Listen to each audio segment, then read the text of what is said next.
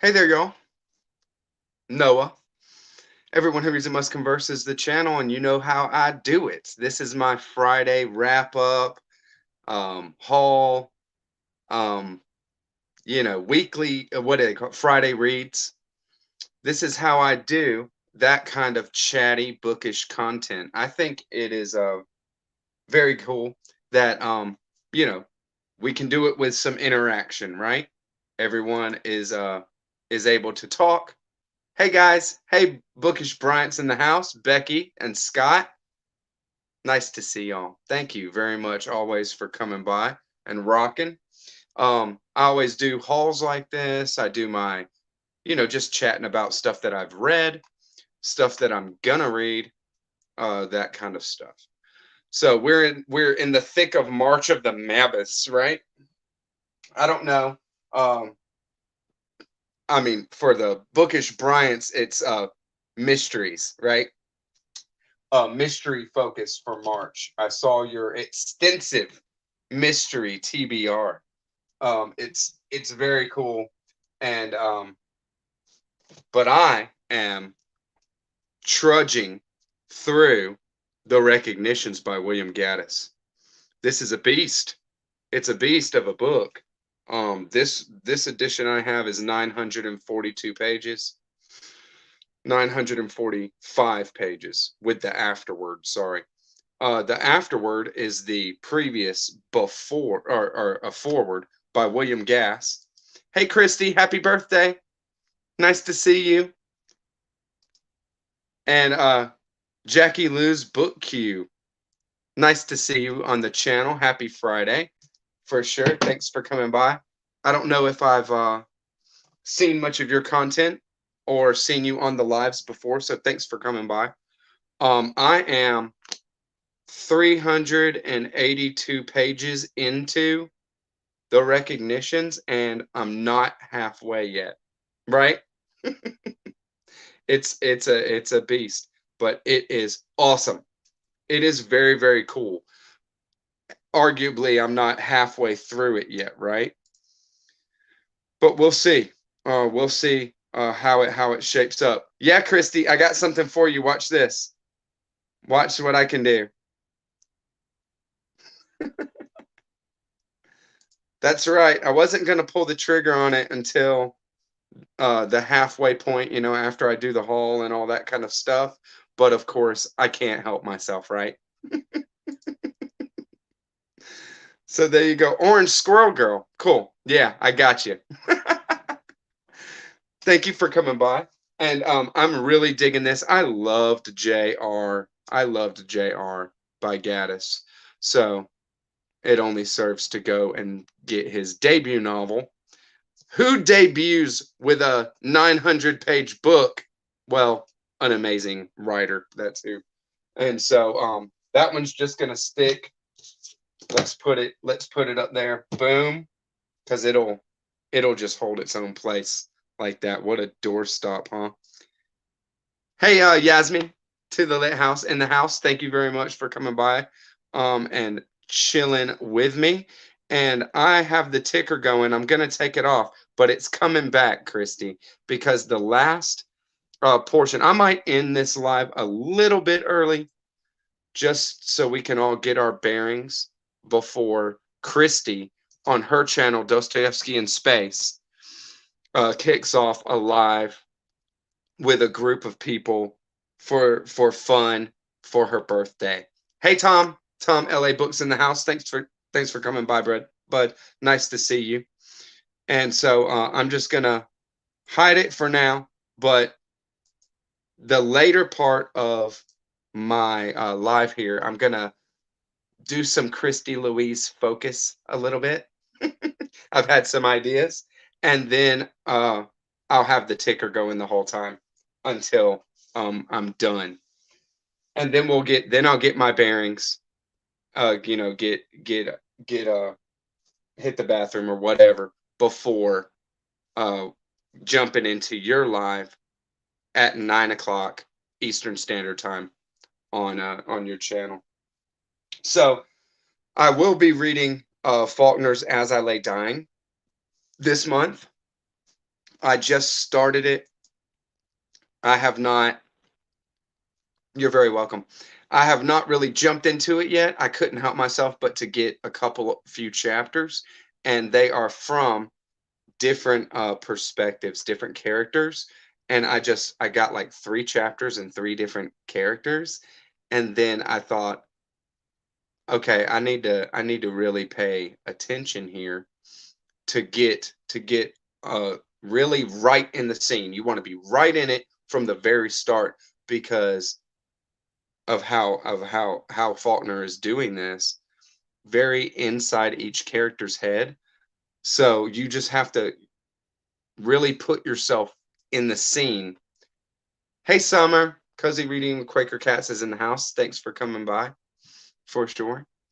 And so, since you're in everybody's house and all that or in everybody's head, and all that kind of stuff, I kind of figured I needed to really get the cues of what the scene is. Where they're walking, the house, what the different characters are doing, their lifestyle.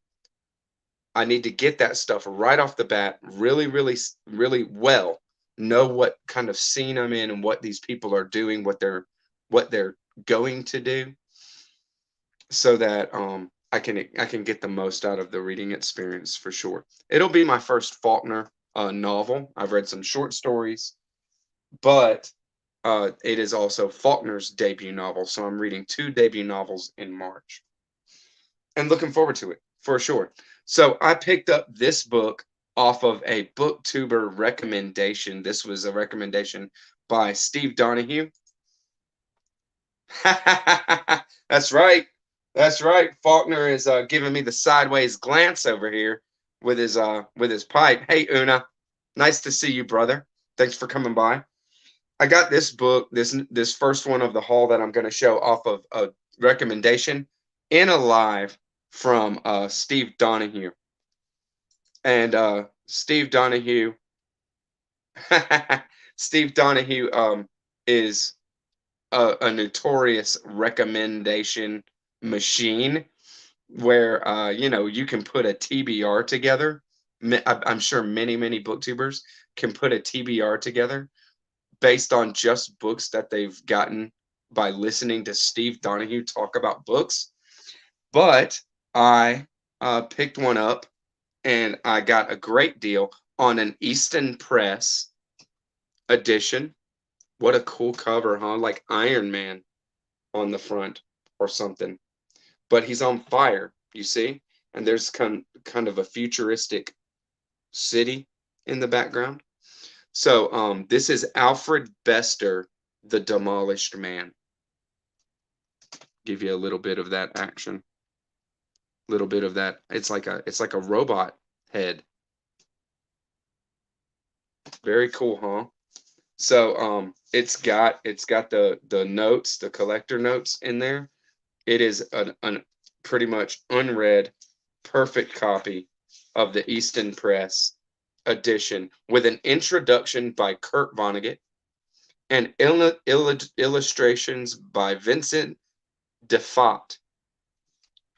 Looks to be a French, so I'm trying to pronounce it, but it's Difate. So I might be mispronouncing the illustrator's name, but these gilded, gilt edges.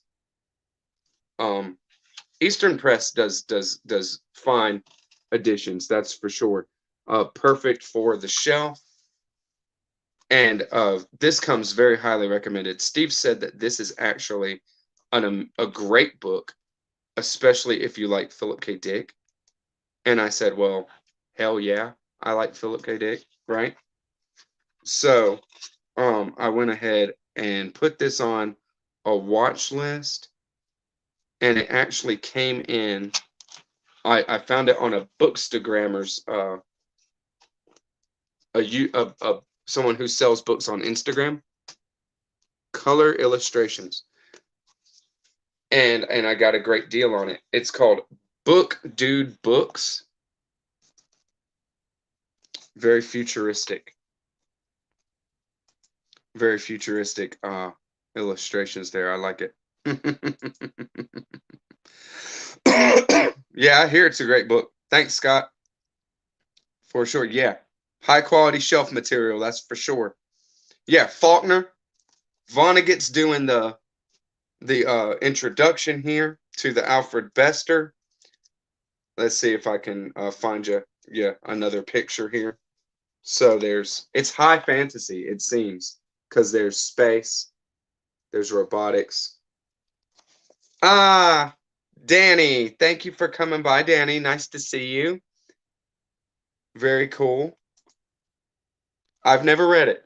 I've never read Alfred Bester. I've never read The Demolished Man, but I have high hopes for it for sure because Easton Press is not going to do an edition of a book that's not cool. And see, it's unread. You see the bookmark has never been moved. Has never been moved from its packaging spot. So it's just a great see, and there's this weird stuff. Look at this. You know, there's just weird type all through it, you know? So I can't wait. It looks cool. It looks good. I've missed you, Danny. I haven't seen you lately. I've seen your rapid review and but haven't seen you hanging out. So it's nice to see you. That's for sure. Yeah, what a find, huh? That was an Instagram bookseller named Book Dude Books, just all one word. So if you look them up, didn't have any merchandise like a lot of times if you buy stuff on hey Jack, Rambling Raconteur in the house. If you buy stuff from an Instagram seller or an online seller, they'll give you some bookmarks, and it'll be bookmarks that like kind of have their Instagram handle and a graphic and stuff like that on there. So I said, look, if you have any bookmarks, make sure you give me one so that I can show it on the channel and just let people know where I got what I got from you. And he didn't have anything. So that's just all it is. Right? We're all here. That's what I'm talking about. That's what I'm talking about, Una. All the cool kids hanging out together. All right. So I got more than just that from the same Instagram seller. I got that Alfred Bester Demolished Man, and then I got The Tin Drum by Gunter Grass. I've been on a Gunter Grass kind of kick. And so I really enjoy The Call of the Toad. And I've been reading a little bit of the Gunter Grass Reader that I picked up. It's back there in my stack on my desk here. And so I've been going through the Reader, and this book is the one that is said more. Anytime Gunter Grass has brought up any of his titles, somebody will say, "Oh, I love the Tin Drum." So I wanted to get it. It's satire, and it's very highly praised. So this is the Vintage International edition. Perfect Spine, unread. I'm gonna have to change that. I won't change the Perfect Spine, but I will read it. I'll put it through a read. That's for sure. So I can't wait to check this one out and see what it's all about. And yeah, it's a clean copy. It's nice. It's set in 3 parts: book 1, book 2, book 3, with not a lot of exposition. But we'll see. We'll see what it's up. I have not read anything on it or seen anything on it. Hey, Payo. Nice to see you, brother. Nice to see you, brother. You're hilarious. And what's your beef with Chuck Palahnuik, man? Now that we're both here, we're both got you face to face now. I'm just saying. Chuck Palahnuik is not for everyone. He's not really for me. as well. But I have read a lot of Chuck Palahnuik. I went through a big Chuck Palahnuik phase, and when it comes down to it, you bust on Beautiful You pretty hard. And I love Beautiful You. I think it's probably his best written book. And it definitely has like the most satisfying ending of any book that he's ever done. I mean, it's just like he's at the top of his game with storytelling on yeah, you're funny. You can you know what, Una? You can pay me. I will allow you to pay me. And you just give me a list of books that you want, and when I find them, I'll just send them your way. And if I spend more than you've paid me so far, then I'll just ask you for some money. You know, I'll send you a voice message on Voxer, and I'll just straight up ask you for money. like a dude, just some dude you walk by, you know, on the road. Yeah, I know, Paya. I'm just messing with you. And yeah, you're telling Tom, but yeah, yeah.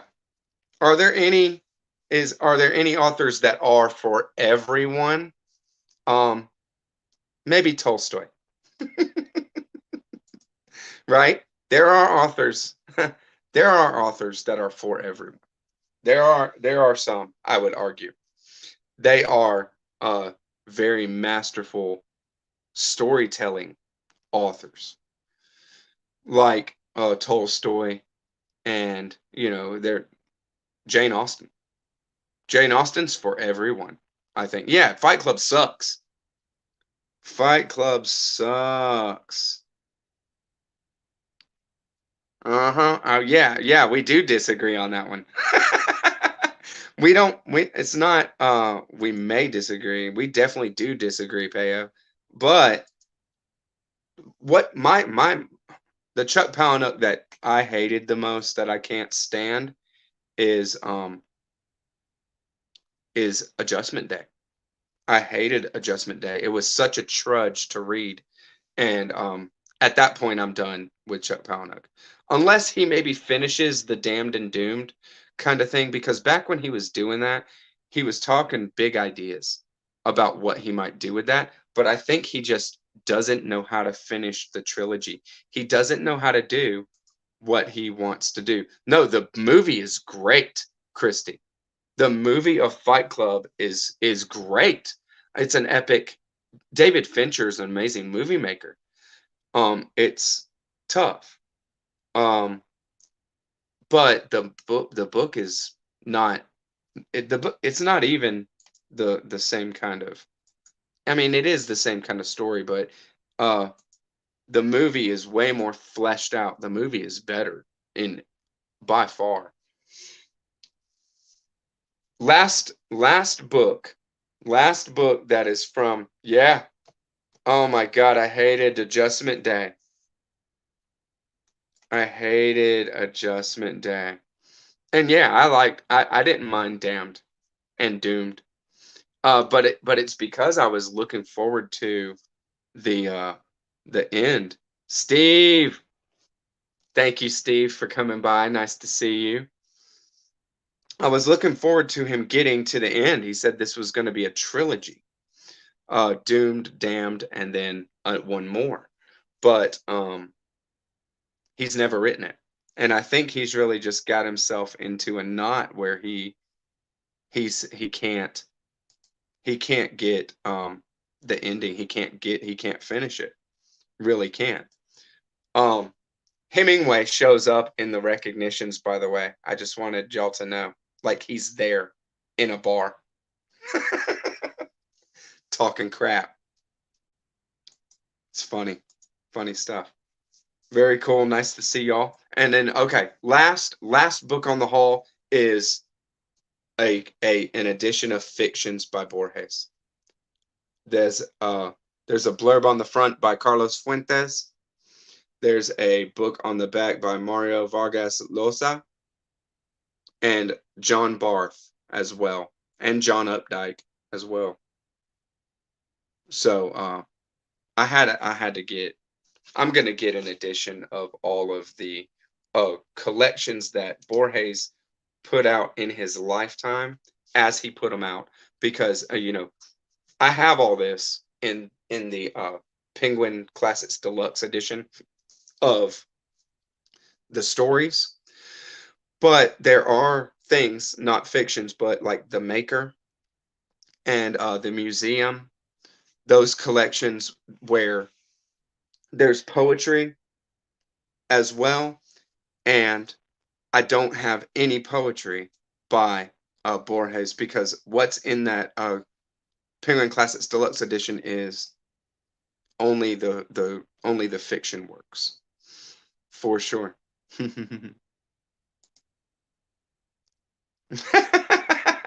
If John Updike's in, then count me in. Jack, Jack, stop. Yeah, I love this collection though. Fictions is actually a two-part series that he put out, called part one is the Garden of Forking Paths, and the second part is Artifices, and that it has about 9 or 10 stories in each of those. It is some of the best short fiction, flash fiction even, that I've ever read. It is amazing. It really gets your mind going. Me and Yasmin and I,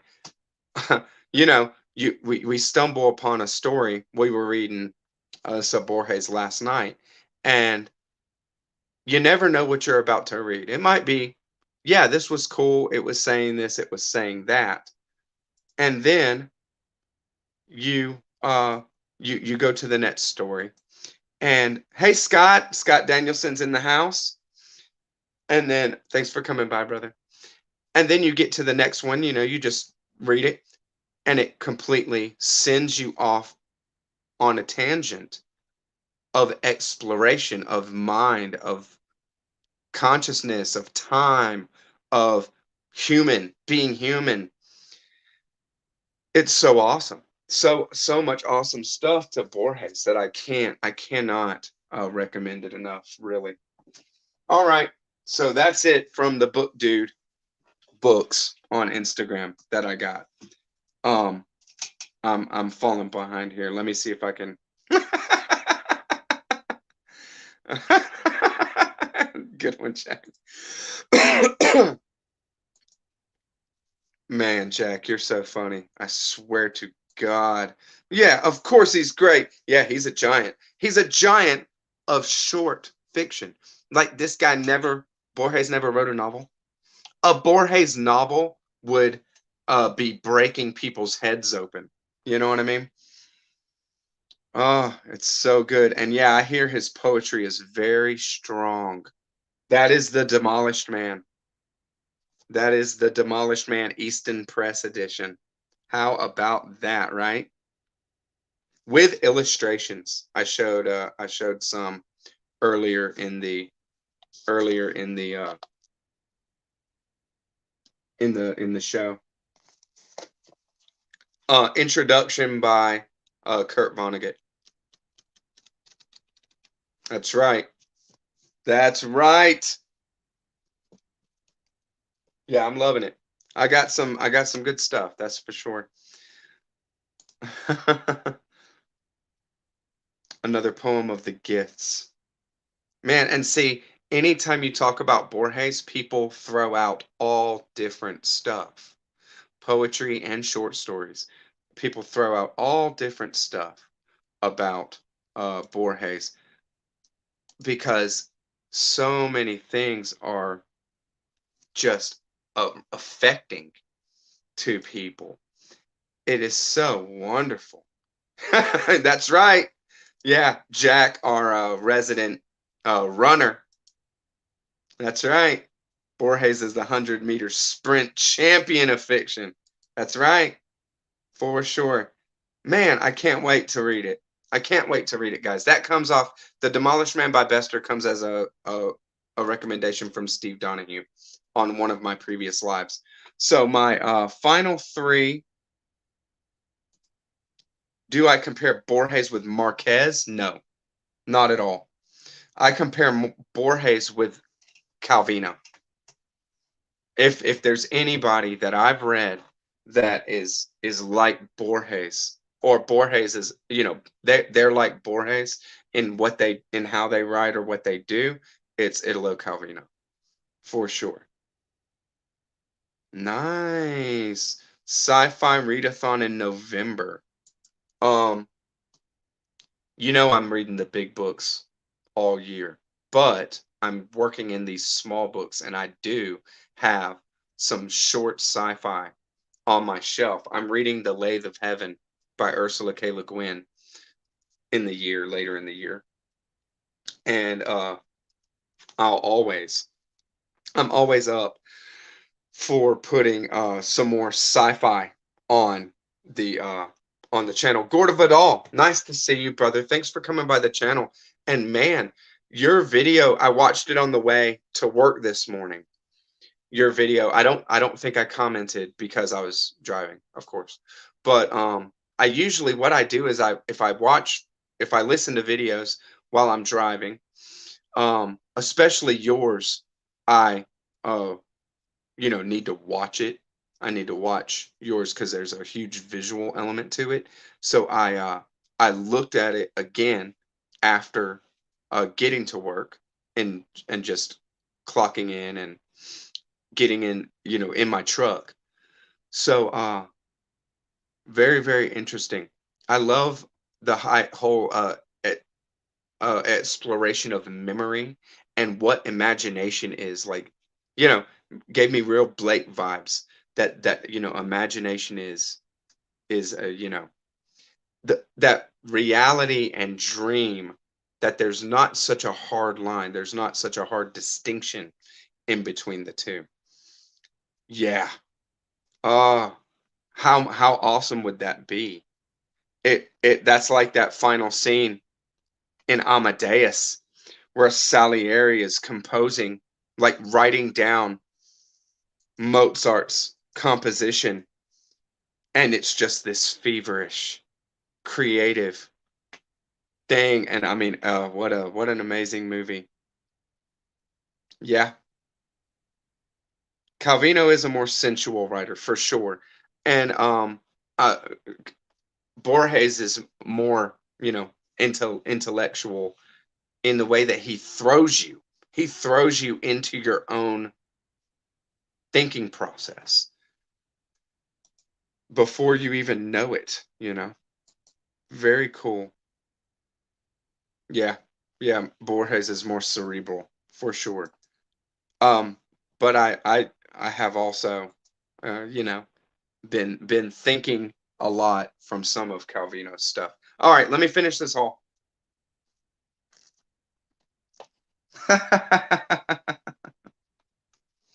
Y'all are so funny. Hey, Danny, so nice to see you. And Christy, happy birthday, girl, for sure. Can't wait for your show. I'm going to do it. I'm going to do it. I can't help it, right?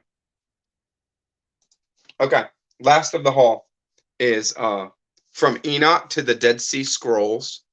This is Edmund Bordeaux Zilke, or Zilke. It's not, not English. This is an exploration of the Essene doctrine, put in modern terms, put in modern terminology, by a group called the International Biogenic Society.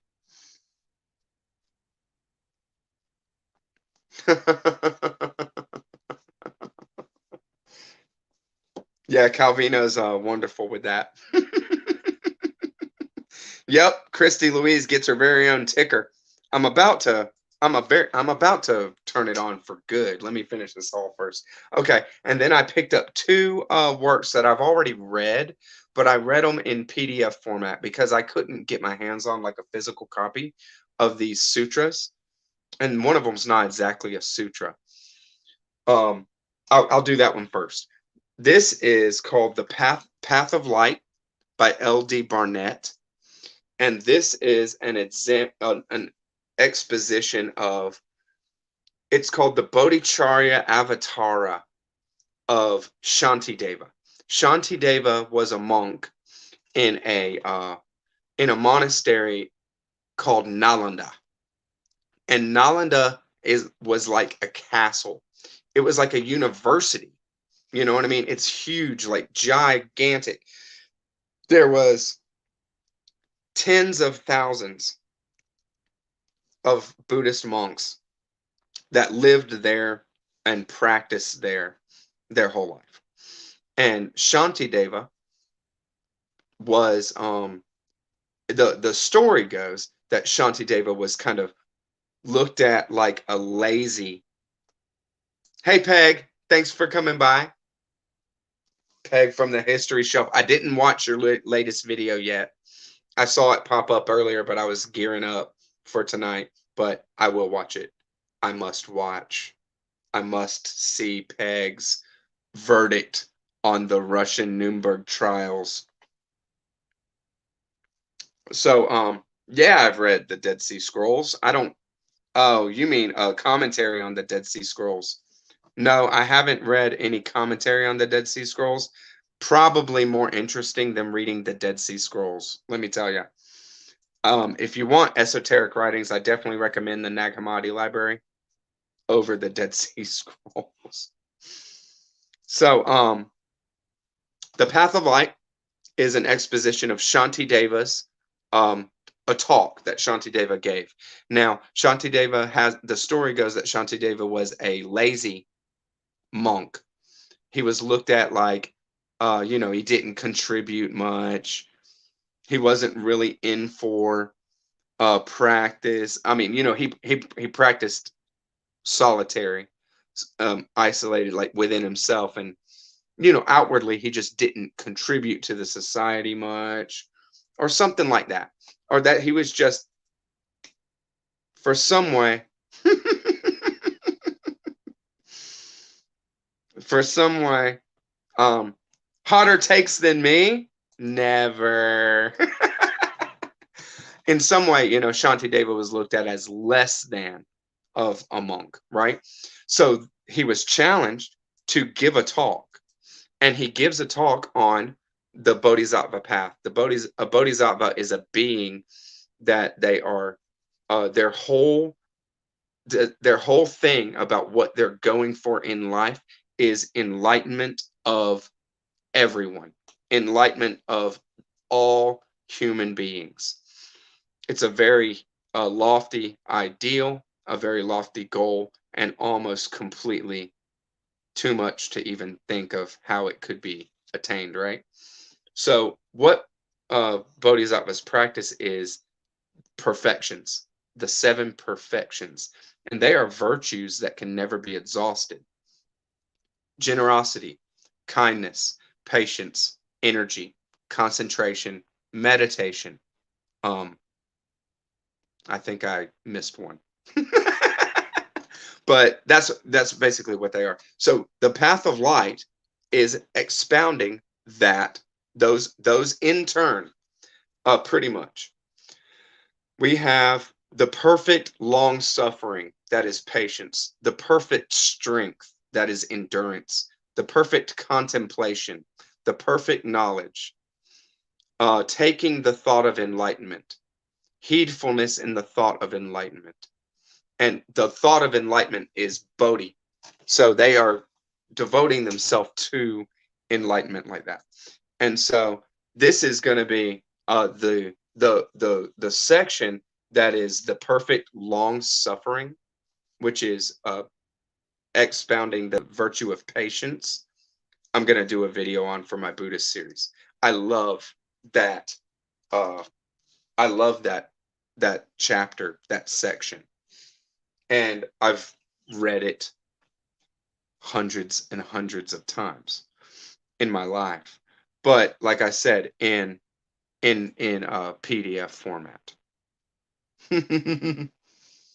Yeah. Yeah, right. What perfectionists Steely Dan was. Um, Aja will always be my favorite. Aja, the album, and but also, Kid Charlemagne, right? And then last but not least, I got the king of glorious sutras called the Exalted Sublime Golden Light. This is a shorter name, the Sutra of Golden Light. The Sutra of Golden Light is a beautiful, wonderful uh, teaching that I never have had in my possession. I've just read, a PDF. It is amazing and beautiful. It is a verbal expounding of a mandala. And a mandala is a visual representation of a palace or a world, even. And it's used in visualizations. It is um, completely just complex and beautiful. So, but the thing about the Sutra of Golden Light that might be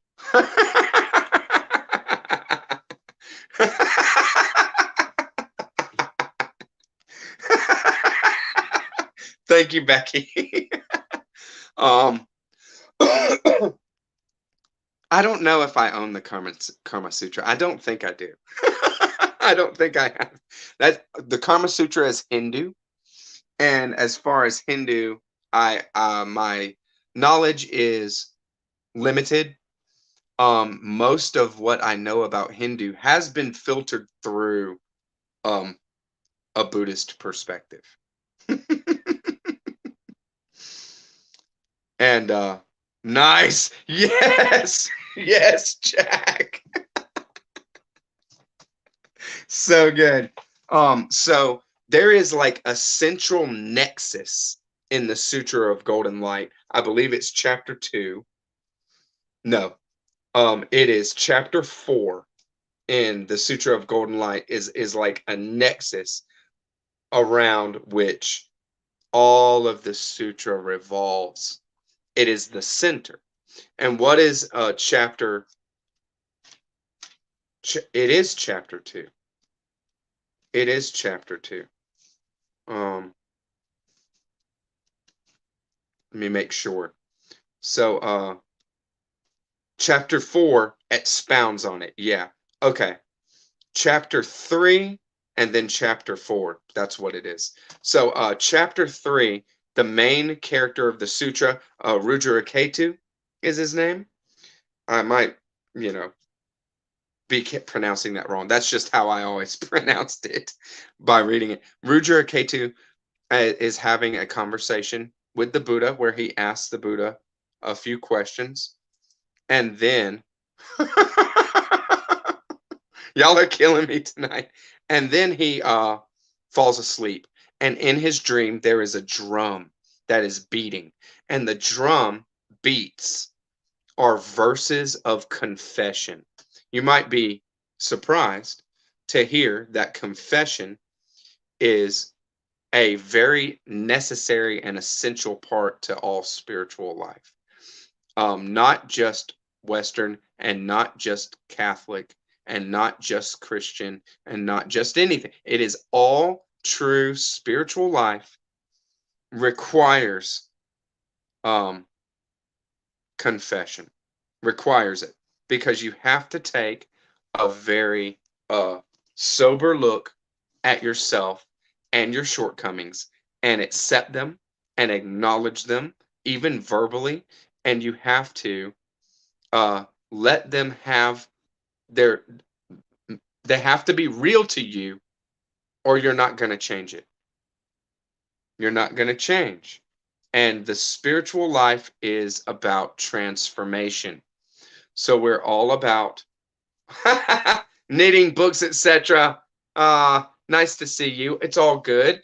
And if you want to watch it with the chat to see what you have missed, then you're going to have to wait until the morning. 12 hours after I stop it, it will process. And then we'll have the chat. You'll have the chat where you can see it as well. Um, So I'm going to do a video for my Buddhist series using the Sutra of Golden Light and exploring confession from a Buddhist perspective. It's awesome. I can't wait for that. So, all right, we're here. Now I can do what I want to do. And now I wanted to say once again, we all can't wait for your to just be with you, and I know I can't. I can't wait, and I know others as well can't wait to be with you and celebrate with you in the capacity we can for your birthday. And you're an awesome part of the bookish community, Christy. Um, your passion is great. Your passion for books and your passion for friendship and your passion for fellowship and companionship with other booktubers and doing this kind of thing. So what I wanted to do is I wanted to start something off and bring the chat into it here. I'm going to go first.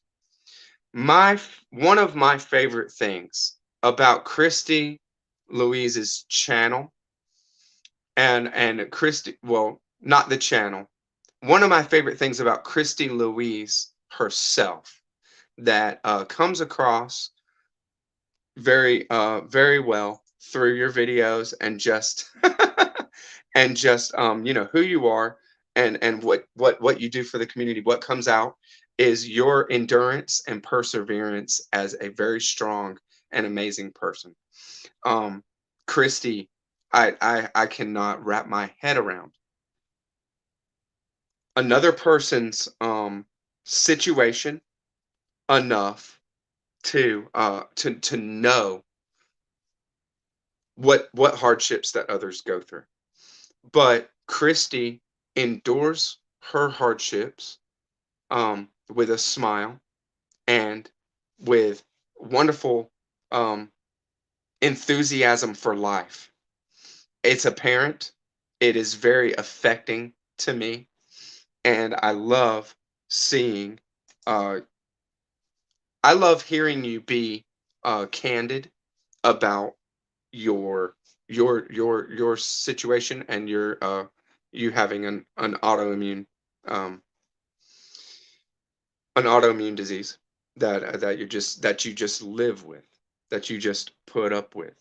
And yes, you are a beautiful light, and that light, I see that light and I see that shine through your um endurance and your optimism. And even when you're having a bad day, you say it, you own it, you let everybody know, and then, but you're here to talk about what you've been reading and whatever.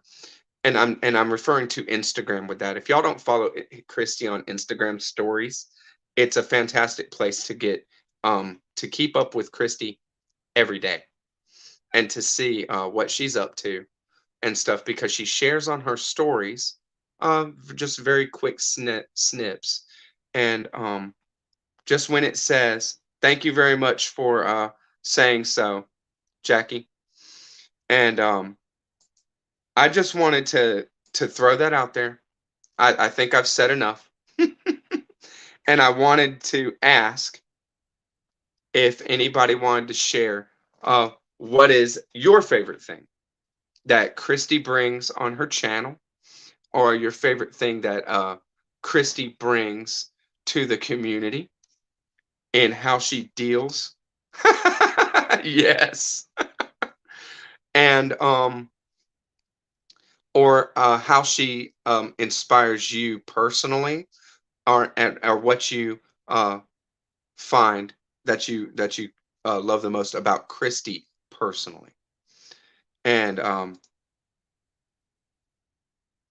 I try. Yes, Christy is a wonderful friend. And my pleasure, Christy, for sure. I love supporting and I love hyping others and building each other up. That's what I think that we're really here to do as um as human beings. You know what I mean? This world is hard. This world is tough. I don't have any kind of I'm not I'm a realist. I can see and I endure a lot of hardship and pain and suffering and things like that in my life, in my own experience as well. So I don't say these kind of things in as like of overly optimistic, idealistic kind of thing. We are here to give each other hope. We are here. I mean, the things that human beings do for each other is to build each other up and to give each other hope, to keep each other going, and to know that we're not alone. You're not alone. Nobody is alone. Nobody is an island unto themselves. Nobody. We are all here. And if you want to make an island unto yourself, you're free to do that. And that's a very sad place to be in. But when people reach out and people put themselves out there, yes, Alyosha in space, fantastic. There's a bunch of quotes of Brothers Karamazov in The Recognitions by William Gaddis, and I did watch Yasmin at To the Lit House, her video, so it gave me some spoiler. Yeah, you gotta check her out. Attention, it's great content. It's great stuff. She just hit 1,000. She very much deserves it. She should be taking off into space soon. And you have a huge core that loves you, Christy. You have a huge core of group of watchers and supporters and other content creators that just hold you in the highest. So we're here. We're here. And I just wanted to keep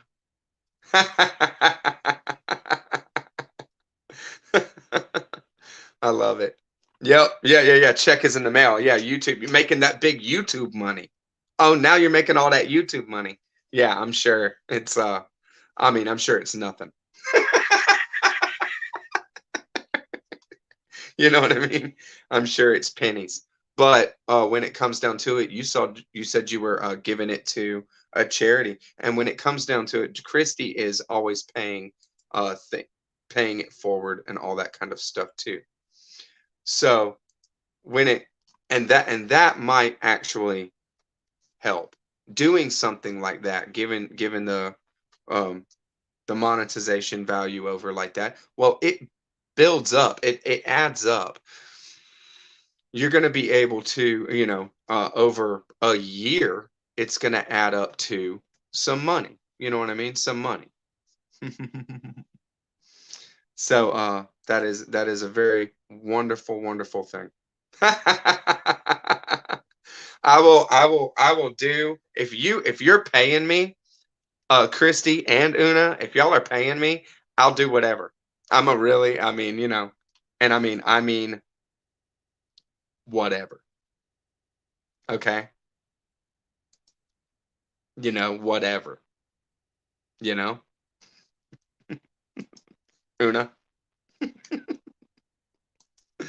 All right, y'all. I'm going to call it kind of early so that we can have 10 minutes to get ready for Christy Louise's live.